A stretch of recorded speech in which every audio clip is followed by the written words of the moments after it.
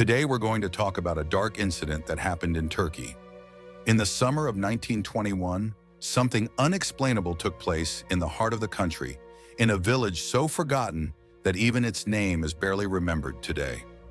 Anyone in Turkey who knows the name of this village falls silent because it's the place where a curse began. This village has even been the subject of a few Turkish films. So how could an ordinary shepherd unlock the gates of a nightmare? How does a village turn into hell overnight? And how can a curse continue to haunt, even after all these years? If you're curious about the darkness behind this story, then join me as we uncover the mysterious past of Azem Village in Turkey. By the way, if you enjoy this kind of content, please don't forget to subscribe to my channel and like the video. Your support means a lot to me. Welcome to my channel, Discovery of the Mystery, where we will uncover the secrets.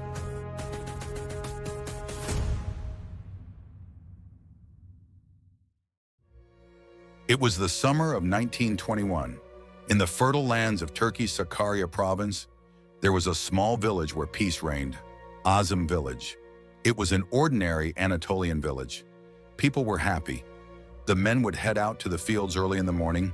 The women stayed home to care for the children and prepare for winter. The elders would sit in the local coffee house, chatting the day away. Neighborly bonds were strong, friendships were deep. That summer, everything in the village was going well. The harvest was so abundant that the villagers could barely leave the fields. Everything was fine, perhaps even too fine, until that young man arrived. The animals needed to be taken up to the high pastures, but everyone was too busy. Neither the women nor the elderly could take care of it. So the villagers sent word to the nearby villages. "We're looking for a shepherd. If anyone thinks they're fit for the job, come." There was no internet, no phones. News spread through whispers, but no one came forward. Then one day a mysterious young man appeared in the village square. His name was Marit. At first, the elders didn't like him much. They couldn't trust him. "This guy's going to take care of our animals?" they asked. But Marit insisted, "I know this job. Don't worry." No one else came anyway, so the villagers had no choice but to accept him. They set up a shabby little hut for him in the village. The deal was clear. The villagers would provide food and shelter. At the end of the season, he would be paid in full. Marit bowed his head and entered the village. He was quiet and respectful, and he did his job flawlessly. Not a single animal went missing. He never caused a fight. He never harassed or disrespected any of the women. Everyone in the village was surprised. Even those who hadn't trusted him at first began to say, "What a hard-working boy." That year became the most prosperous in Azem Village's history, but things began to change when summer ended. The weather was getting colder. It was time for the animals to stay in their pens. Marit approached the village elders and pointed to their agreement. "I've done my job. I can't herd the animals anymore. As promised, I'll take my money and be on my way." But that's when things started to get strange. The villagers stalled. "Let's handle it tomorrow, maybe later." But Marit waited patiently. These are good people, he thought. Of course, it wouldn't take long for him to realize just how wrong he was. The villagers, as if suddenly consumed by the same impulse, were overtaken by greed. They refused to pay Marit the money they had promised. And when Marit came one more time to ask for what he was owed, they snapped at him. "You ate, drank, and had shelter. What more do you want? Off you go, no money for you." It was as if they were all speaking with one voice, as if something within them was whispering this ingratitude. And from that moment on, the dark history of Azem Village began. When Marit was driven out of the village in humiliation, he looked back only once. "Is that so?" he whispered, and without another word, he walked back to his shack. The villagers assumed he was going to leave, but he didn't. He shut his door and never came out again. That night the sun set.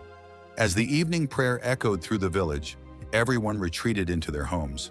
There was still no sign of movement from Marit's shack, but after dark, the nightmare began.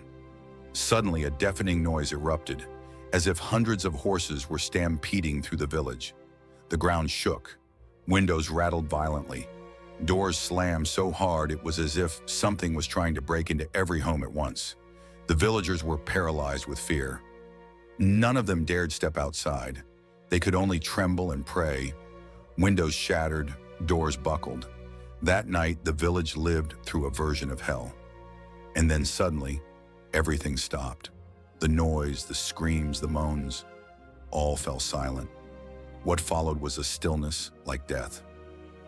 The next morning, the villagers slowly stepped outside, and the scene they found was more horrifying than the night before.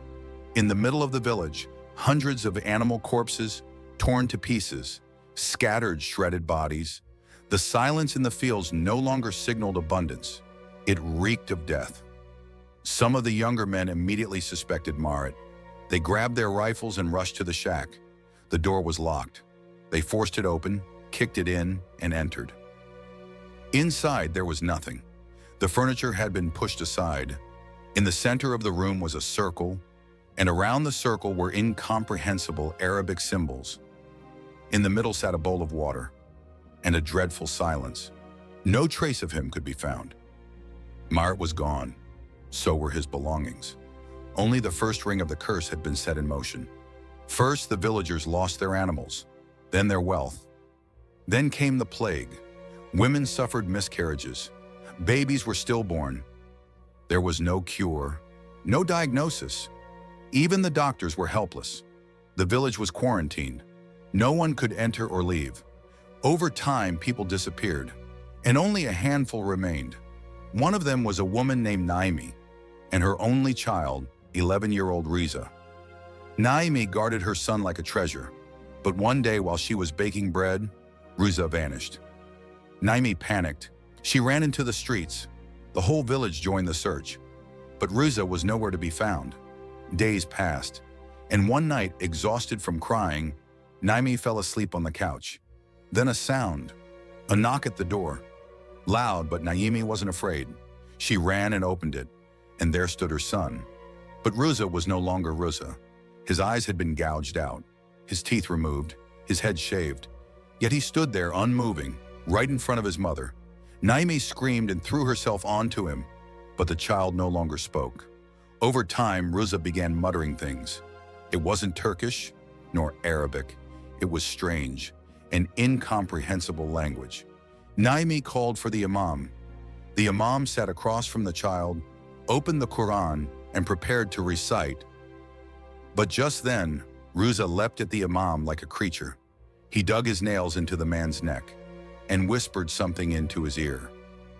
From that moment on, the imam lost his voice. He never spoke again. After this incident, the village was officially declared a restricted zone.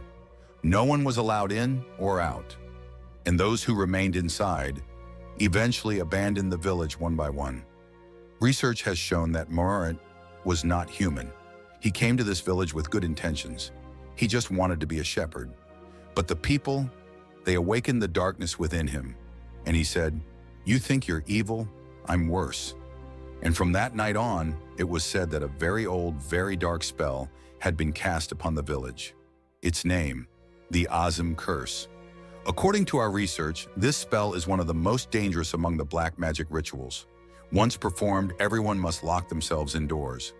No one should step outside, not even make eye contact with the sky.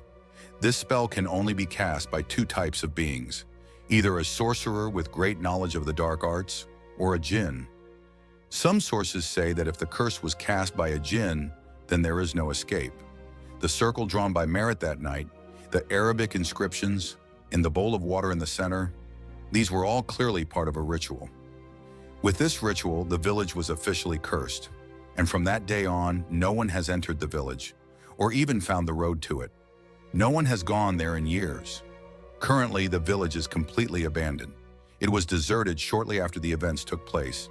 The 2024 film Azem, Cin Karası was inspired by what allegedly happened in this village.